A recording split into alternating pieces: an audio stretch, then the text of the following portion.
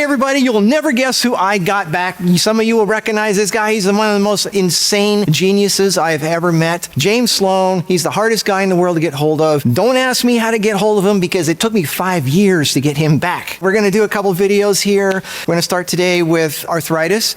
James worked in the medical field, in the ER and things like that, and got tired of the whole system and went into more natural healing. Tell him a little bit about that. Yeah, I started in medicine when I was 14 years old. Working over at the hospital. At the age of 15, I passed the state EMT exam, and they couldn't certify me at that age because not legal. You had to be 17 minimum, and I was 15. But long story short, I argued with them, and they finally let me work the emergency room without my certificate. So I was working ER when I was 15. Learned lab and phlebotomy when I was 16, AKG when I was 18. And so every place I went, I just kept telling them, teach me everything you can, and they did. And so I kept going until after 13 years in allopathic medicine, I got fed up with the corruption and lots of stupidity because I saw, like doctors and other medical personnel that were either injuring or end up killing people because of their stupidity. And so I started transitioning over into holistic medicine.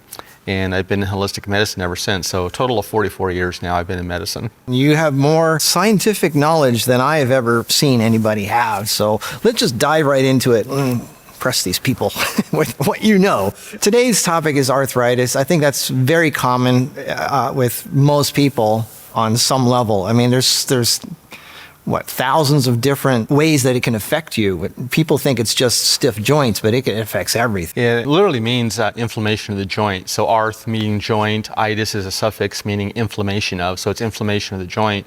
So there's actually about 120 different forms of arthritis. And most people are familiar with osteo and of course there's rheumatoid arthritis, but a lot of people don't understand there are other forms, like costochondritis, for example. Gout is actually a form of arthritis. Anything that inflames the joint is considered arthritis, just like hepatitis, for example. Everybody thinks viral, but there's actually multiple different types of that type of inflammation too, which again, hep meaning liver, itis meaning inflammation of. So it can be viral, bacterial, fungal, traumatic, chemical. It's not as simple like there's one form, it's like many forms. So where do you want to start with arthritis? What do you see happening out there? What's the biggest, let's jump into the most common? The two most common again will be osteoarthritis and then there's rheumatoid arthritis. Very, very different diseases. Osteoarthritis is considered what's called a wear and tear disease. Injuries and stuff over a period of time, or even a lack of certain nutrients like silica, for example, can lead to inflammation of the joint. And so you get deterioration of the joint in the case of osteoarthritis leading to the inflammation. Rheumatoid arthritis is what's considered an autoimmune disorder. Autoimmunity is basically adrenal dysfunction, and that leads to an overproduction of what's called low affinity or nonspecific antibodies. They're also called autoantibodies, the other name for them. Now, these antibodies, what they're trying to do is they're trying to attack some type of, usually it's a microbe, like in the case of rheumatoid arthritis, it's actually bacteria. It's a chlamydia bacteria, not the sexually transmitted form of chlamydia, but a relative of that. And the chlamydia bacteria is actually the triggering agent. And then these autoantibodies, being nonspecific, are attempting to attack that bacteria, but they mistake the joint tissue, the healthy tissue, as the bacteria and tag it for destruction by the white blood cells. So the immune system is actually doing its job as it's supposed to do. The problem is you got this abundance of low affinity or nonspecific antibodies that are mistaking healthy tissue for foreign tissue and therefore ends up getting attacked and destroyed.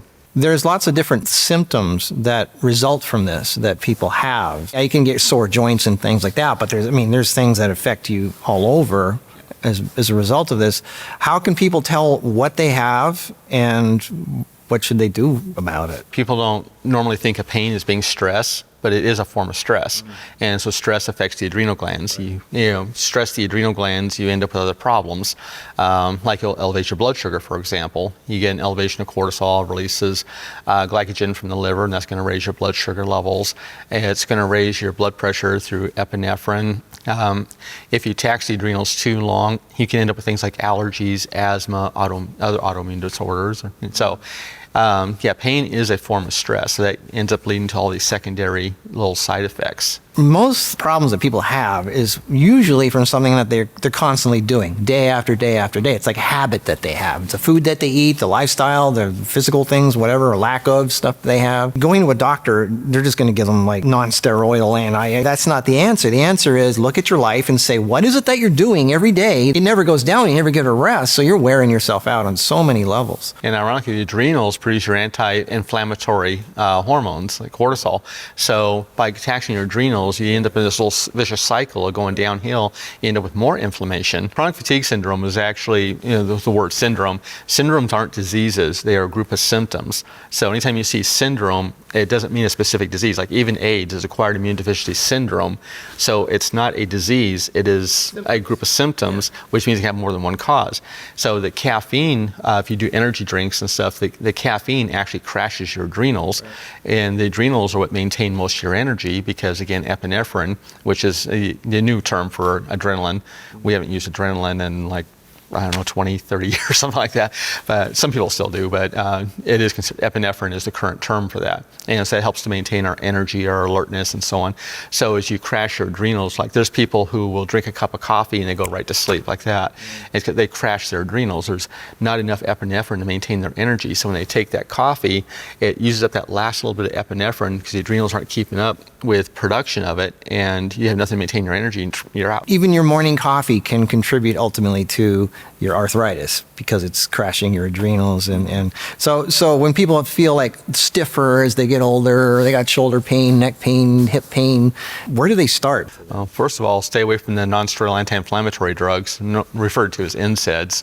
These include aspirin, there's ibuprofen, which would be like Motrin, Nuprin, so on. Then there's celecoxib is Celebrex, naproxen is Aleve. All these drugs, they will reduce inflammation. That's why they call them non-steroidal anti-inflammatory drugs. They reduce the inflammation, but they actually end up damaging the cartilage. In the long term, you can actually lose cartilage, making the arthritis worse. So you're masking a symptom while making the underlying condition worse. Right. Then you also risk things like heart attack, stroke, there's kidney failure, liver failure. Now, those four right there do not require long-term use, nor do they require an overdose. Those can all occur from a single recommended dose of those drugs. And that's something a lot of people don't realize, because the way they work is you have hormones called prostaglandins. Now there's series 1, 2, and 3 prostaglandins. There's different ones, they do different functions. Some of them are inflammatory prostaglandins, some of them produce the lining of your stomach to help protect you from stomach acid enzymes. Anyways, the prostaglandins, let's say if I were spraining my wrist, for example, prostaglandins will open up the blood supply to this area by dilating the blood vessels. Now the problem is when you overdilate, like let's say here's a normal blood vessel, as you overdilate the blood vessels, you get these little holes through your blood vessels. They leak fluid in the surrounding tissue, and that causes the swelling and the pain. So what the NSAIDs do is they counter these prostaglandins to constrict down your blood vessels to keep them from leaking. But by constricting the blood vessels, you can also cut off the blood supply to critical organs like the heart, the brain, the liver, the kidneys. So people that with certain diseases in particular, like diabetes, because they've already got vasoconstriction due to the insulin, or people with congestive heart failure or Raynaud's syndrome or disease, all those conditions and stuff, you can take a single NSAID, a recommended dose, and still develop a heart attack, a stroke, liver, or kidney failure. For instance, during clinical trials of ibuprofen, they actually had 24 deaths from chemical-induced or ibuprofen-induced hepatitis. So they are extremely dangerous drugs in that respect.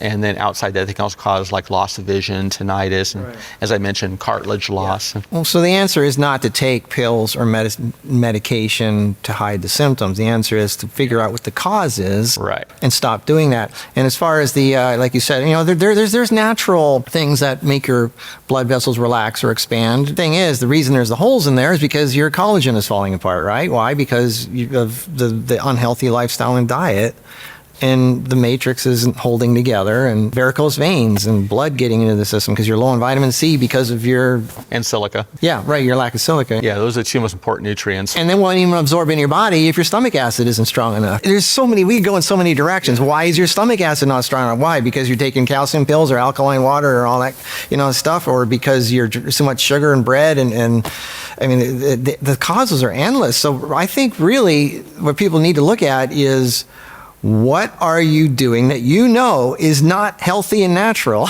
right? Are you eating processed food, junk food, and inflammatory oils in your food? Are you stressed? Are you not going to sleep early enough? Is your relationship stressing? There's so many things. Yeah. Well, depending on the type of arthritis, they're treated differently because the different aspects, again, like rheumatoid being bacterial autoimmune, is vastly different than osteoarthritis.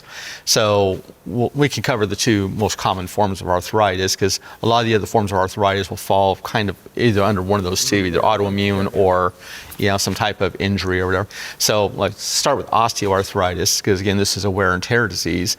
Now, what happens in this case usually is over time we end up losing strength in the cartilage, again, due to a lack of structural proteins, particularly the collagen. Then there's the chondroitin and glucosamine. A lot of people are familiar with those, but you have your collagen matrix as well in there, which gives the strength to the tissue. Collagen is made up of amino acids. You got, glycine, proline, hydroxyproline, lysine, hydroxylysine, and then you've got your silica and vitamin C. These are your primary components of collagen, and the other structural protein would be elastin, which in case of cartilage, we're not really worried about that. It's the collagen in this case. The elastin would be the rest of the tissues in the body, like bone, blood vessels, and so on, that work with it. Silica and the vitamin C are the two most important nutrients as far as that goes. And you have to have that to get your basic structure of your cartilage. Then we have the glucosamine and chondroitin. Now, all of these are going to involve silica. So you got your collagen, again, you have your silica molecules part of it, but when you get into glucosamine and chondroitin, which as far as supplements go, they're basically worthless. I'm not a big fan of them. They take forever to kick in, for number one, and two, they're very poorly absorbed. The reason for this is glucosamine is a very, very large molecule. You're not going to absorb it intact. It has to be broken down into its components. So you got your glucose, you got your amino acids. It gets absorbed, and then from there, some of it gets converted back into glucosamine. The rest of it's going to get used elsewhere. For instance, the glucose can be burned up as energy, can be stored as glycogen or whatever, and then your amino acids can be used for, again, structural proteins or used for other things in the body. So now chondroitin is basically you got glucosamine with a silica molecule, glucosamine, silica molecule into this big long chain. Again, it can't be absorbed properly. So it has to be broken down to individual glucosamine units. Then those glucosamine units have to be broken down into glucose and amino acids, and then it gets absorbed. And then again, only a very, very tiny fraction converted back into chondroitin. So this is why if people take glucosamine and chondroitin, it generally takes about 4 months to even start seeing results. It's pretty much worthless. And really, if people want to, they can always use something like gelatin. Gelatin is the source of glucosamine and chondroitin. As far as I'm concerned, it's better than the supplements of glucosamine and chondroitin you get, because this way you get some other amino acids and stuff in there. So this is one thing that can be done. I mean, you can substitute with that, but the silica is still the number one important, because you got to build the collagen, you've got to build the chondroitin in the joint, and silica is what's required for that. But silica, which is silicon dioxide or sand, which people usually think, well, that's bad for the body. I'm like, no, it isn't. If you inhale it, okay, that's a different story. We're not inhaling, we're ingesting it. It's a very, very important part of structural proteins within the body. Silica does not absorb as silica, though. It has to convert to what's called orthosilicic acid. So this orthosilicic acid is actually formed by the reaction of silica with water. So when we ingest the silica, whatever, some of it's going to convert into orthosilicic acid. Now, in the presence of an acid like stomach acid, that conversion is even higher. Problem is, as we age, stomach acid levels decline. One of the major reasons we get a lack of methylation. Methylation is donation of methyl groups, and it's used for about 4,000 reactions in the body. Among them is the formation of stomach acid. So as our stomach acid levels decline, our ability to convert silica to orthosilicic acid and thus be absorbed and utilized by the body decreases. So we start seeing things like atherosclerosis, diverticulitis, emphysema, even wrinkles are from a lack of collagen and elastin due to usually silica deficiencies. Sometimes it can be vitamin C deficiency too, but the silica is the most common deficiency that can lead to these problems. So we really need the silica. Which my favorite way is food-grade diatomaceous earth. The reason I like this is I add it to my water. I'll take a gallon jug of water, put a spoonful in there, let it settle out. Takes usually 3-4 days initially to settle out. Then I just pour the water off the top. That's what I drink. I fill my jug up again. So whatever silica is left in the bottom reacts again with more of the silica, creates more orthosilic acid. So I just keep repeating this process. That spoonful usually lasts me, usually around 2 years or so. But a lot of times I'll just dump it out after 6 months, start all over again. So it's a very simple way to get silica. And the reason I prefer this over silica supplements is because when you take silica supplements, silica is very poorly absorbed. You don't want to take like a spoonful of DE. It's not going to hurt you. I mean, people do it to deworm their animals or themselves or whatever. But you're going to end up wasting most of it. Most of it's going to go right through your system because it can't be absorbed. By adding it to the water, the nice thing about it is every time I take a drink of water, I'm absorbing a little silica, So by the end of the day, I get a lot more into my system at the end of the day. Yeah, there are certain supplements that are really good for silica too. Some of my favorites, one of my all-time favorite would be bamboo. Zuru is the Chinese name for it. And the reason I like the bamboo over, a lot of people are more familiar with horsetail grass. And my biggest issue with it is it contains nicotine. A lot of people don't realize that. So, in fact, I had a friend one time that made some horsetail tea, and she drank like 2 cups of it. She woke up in the middle of the night just ice cold because the nicotine constricts your blood vessels. So it just cut off her blood supply, and she's got this ice cold feeling. And so I don't really care for the nicotine in the horsetail. And also, if it's fresh, it can be damaged. It's poisonous in a fresh state. You have to actually dry it and let it oxidize. But because of the nicotine, I'm not a big fan because, again, people with the Raynaud's or congestive heart failure, diabetes, it's definitely a bad idea because it's a vasoconstrictor. It contracts your blood vessels. The bamboo dilates your blood vessels. And so not only 7 times higher in silica than horsetail grass, it also dilates the blood vessels, so it's much safer. So that's a good one. Another one I really like is nettle leaf. Yeah. Nettle leaf is not only a good source of silica, it's a good source of vitamin C. And it's got a lot of other nutrients in there, and it's just so good for the body. And you need the vitamin C for the collagen. Right. Collagen, elastin, and the immune system. We'll actually be covering that when we talk later about diabetes. We'll get into that. But so you got that, and then the nettle is good for your thyroid, your thymus, your adrenal glands. Yeah, that's my favorite herb, that and burdock. Yeah, tastes good. TMG helps with methylation, right? Right. Some of that. I mean, obviously you could take some apple cider vinegar stuff to help increase the acidity, but that's like temporarily fixing it. Is there anything people can do in their diet and lifestyle to naturally bring their stomach levels back up as they age? Yeah, there's a couple different ways of doing it, but one of the biggest mistakes people make is there's like these kicks of things like drinking baking soda, for example, right, which is really a bad idea. If you want to destroy your health real fast, that's a good way to do it. Well, that's alkaline. It knocks out your stomach acid. Right. And it has other issues too, like a lot of people think it's going to adjust their pH to alkaline, which we've covered before. It doesn't do that. But the only way baking soda will change your pH is it can cause acidosis. It won't alkalize, but if you ingest too much, what will end up happening is you end up with an excess of sodium chloride, because the reaction of stomach acid with baking soda, you're going to form sodium chloride and carbonic acid. But if you produce an excess of sodium chloride, it's like you don't drink ocean water for a good reason, because with that excess of sodium chloride, you end up with what's called hyperchloremic acidosis. So it's an acidosis, not an alkaline effect. So that's a really good way to destroy your health is to ingest baking soda. And same with antacids, acid blockers. Calcium pills. Yeah, especially coral. A lot of people are on the coral kick there for a while, and that's alkaline water.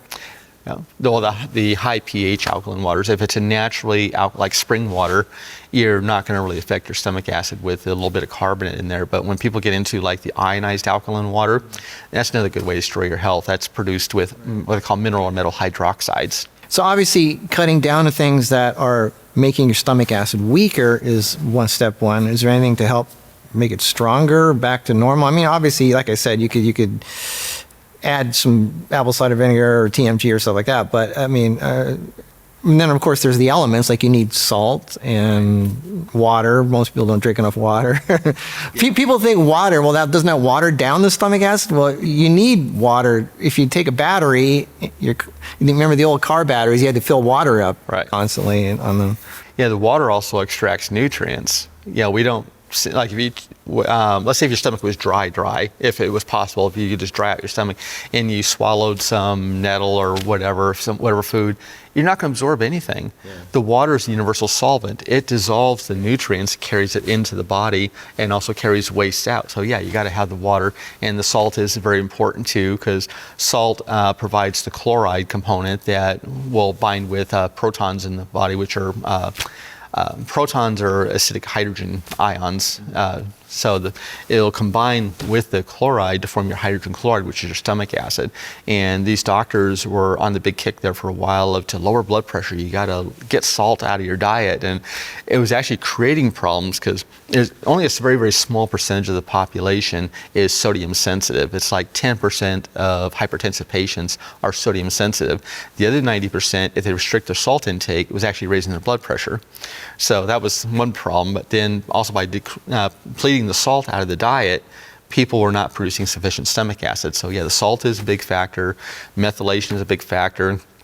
There's various methyl donors out there. The most popular, well-known, is SAMe, which is the one that's produced by the body. But SAMe is weaker and it's very, very expensive as a supplement. As where then this next level up would be what's called dimethylglycine, which is DMG. So you got SAMe is one methyl group, DMG is two methyl groups, and then you got trimethylglycine, which is three methyl groups, and it's a quarter of the cost of SAMe. And then you get into choline, which is actually four methyl groups. But the difference between TMG and choline is you can take high levels of TMG safely. Choline is toxic at higher levels. So I go back towards the TMG. I stick to the TMG as far as methylation. So methylation is required for stomach acid formation. And then the other real important nutrient is zinc. Zinc is required for the formation of stomach acid. There, I generally recommend no more than 50 milligrams daily. With food, otherwise you'll start getting really nauseous. Yeah, I've done that before where I thought I had enough food in my stomach and ended up on the floor. It's a good idea to take it with copper too. A lot of times they'll combine it. It's usually like 50 milligrams of zinc with 2.5 milligrams copper because they're actually antagonistic to each other, so one can displace the other in high levels. So by taking the copper with it, you prevent a copper deficiency because copper is essential for many things in the body. Getting back to arthritis. Yeah, so for the osteoarthritis, the primary again would be silica, more important than anything. And then there's the vitamin C would be the second, because again, you're trying to build up your cartilage in your knees. Herbal vitamin C. Yeah. Not the white stuff. Yeah. The refined stuff. Yeah, the synthetic vitamin C, again, too unstable. I prefer the natural sources wherever possible. Some people get a little bit lazy. They won't do the natural, but it's... it is preferable because you got more stability for one in most cases.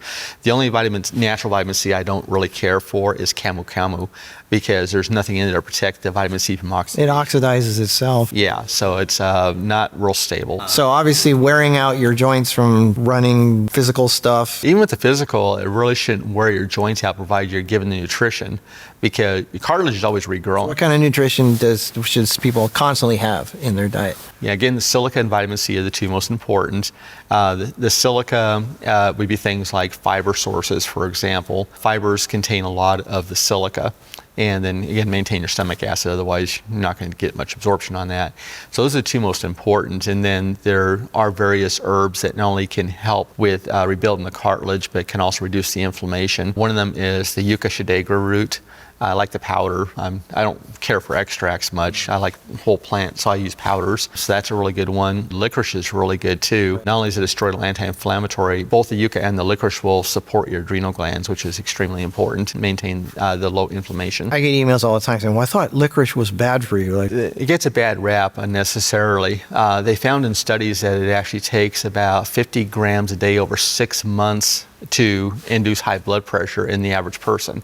Now, 50 grams is equivalent of one whole bottle of capsules per day for 6 months. Plus, it's isolated. Yeah, like licorice and sodium is actually what causes the high blood pressure because it causes sodium retention, which is real easy to get around also by increasing potassium intake. Potassium and sodium are antagonistic to each other. The licorice root in its whole root form, it's better than the isolated. Yeah, the DGL. Right, and that's what people are talking about, I think, when they're thinking about they hear the scary stuff about licorice. Yeah, again, it's not as dangerous as people think it is. You have to take such a massive amount. The only time it'd be an issue, as far as I'm concerned, is if somebody's on steroids already, let's say they're taking prednisone, the licorice root intensifies and prolongs the effects of the prednisone.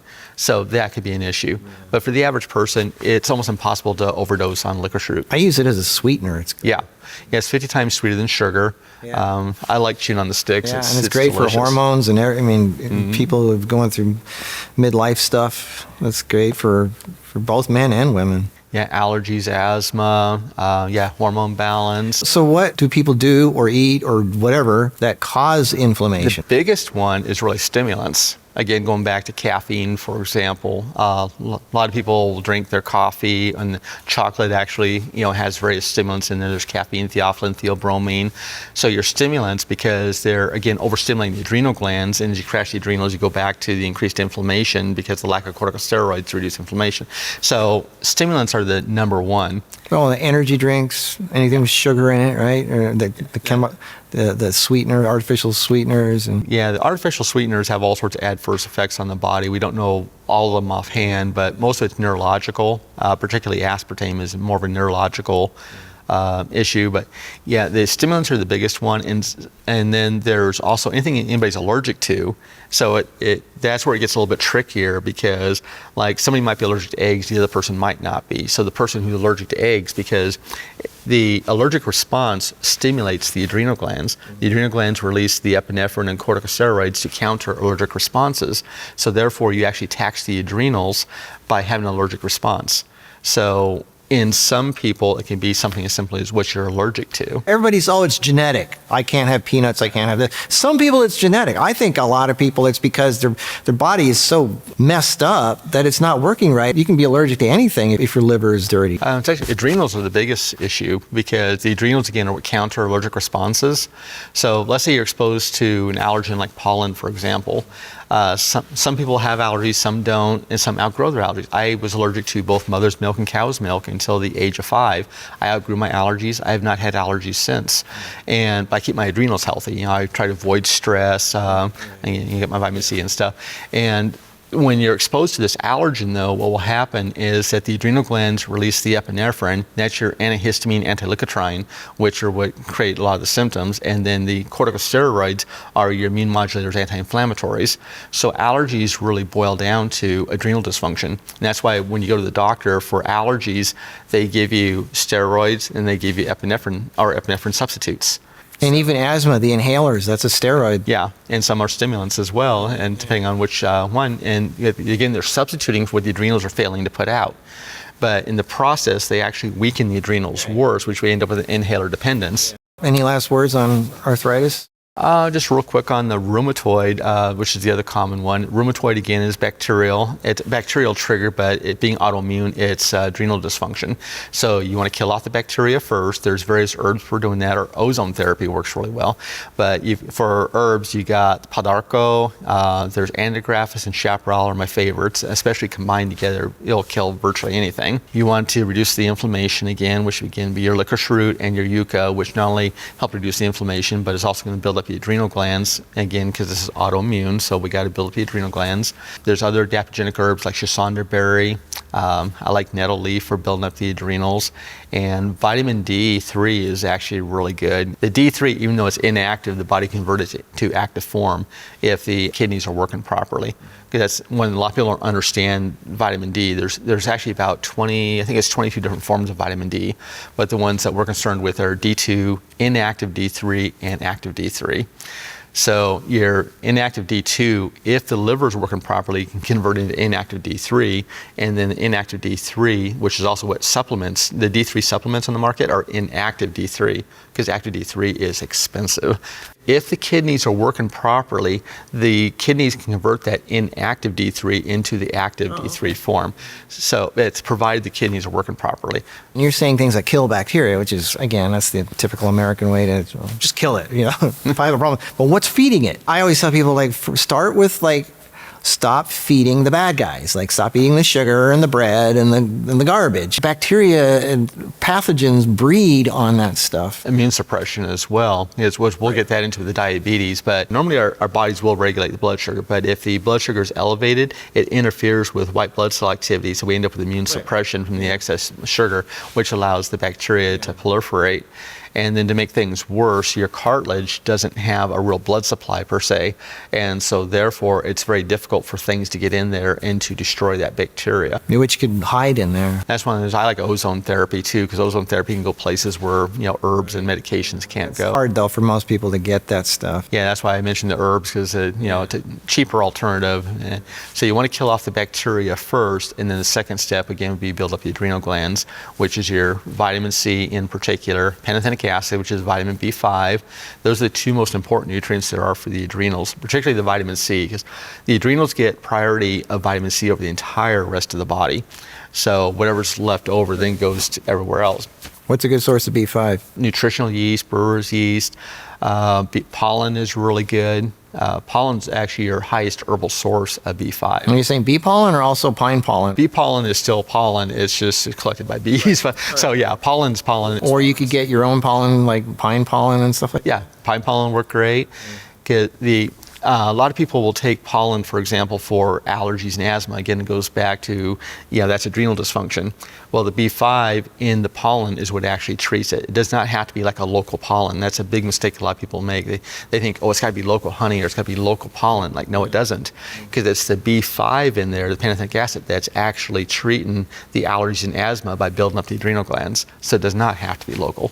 Yeah, so you kill off the bacteria, you want to build up the adrenals. So a couple other real quick ones that work really well that I haven't mentioned is Chassanderberry is one of my favorites as far as adaptogenic herbs. There's an herb called Jaugalang. It's Jiaogulan. It's an extremely highest herbal source I found for sterols so far. So it's really good for the adrenals. It's good for lowering cholesterol, which is what most people know it for. It's anti-cancer for the same reason, because of the high sterol content. Good for benign prostate hyperplasia in men. So it's another really good herb to know. Great adaptogen. It's one of my favorites. Yeah, and then again, avoid stress, avoid your stimulants. If you can avoid the steroid, Yeah. I said, you go to the doctor, and the doctor's like, steroids, steroids. No, you want to try to avoid them, because the steroids actually atrophy the adrenals. Because again, they're substituting for the adrenal glands, and if you substitute for a gland, you atrophy the gland, which means it shrinks up. Doesn't need to work anymore. Yeah, so you're actually in making the problem worse. You're covering up a symptom while making the underlying condition worse. Like we were talking about the inhaler dependence. What's happening, you're atrophying the adrenal glands, and that makes the asthma worse. And so now you have to use that inhaler more and more frequently. So don't do the steroids if you can avoid them. Right on. Okay, well, I know we could go on for days. Yeah, I said arthritis is a complex topic, because I said, 120 forms of arthritis, but those are just, covering the two most common ones, make it real simple. But yeah, it's a much more complex issue. The answer is not just to take something. It's a whole diet and lifestyle. Try your best to live and be healthy, and not just take something. I got this, I'll take this, and I'll be fine. Well, if you keep doing what's causing the problem, you're just fueling it even more. Eat more foods rich in C and in silica primarily. Yeah. That's going to help you more than anything. I know this is going to come up if people are going to ask about it, and that is nightshades. Because I get this one quite a bit. Now, your nightshades would be your potatoes, tomatoes, eggplants, so on and so forth. And a lot of people think that the nightshades will aggravate arthritis, which is somewhat true. Yeah, they found in studies that in some people that have rheumatoid arthritis, they haven't linked it to other forms of arthritis, but with rheumatoid arthritis, for some reason, again, it could go back to the allergy component or whatever, but they found that in some people with rheumatoid arthritis that nightshades will aggravate it. But that doesn't mean that it's going to affect all forms or all people. Yeah. And so I just sometimes wanted to clarify, because I actually get that question quite a bit. So. Okay. Well, that was good. That was arthritis talk. We got some more coming up on other subjects. I think we have diabetes coming up next. So stay tuned. Thanks, James, for coming. And you guys stay tuned to the next video with James. Listen to every word he says, because he's so hard to get. We'll see you in the next video. Until then, stay healthy and have a good week. Bye-bye.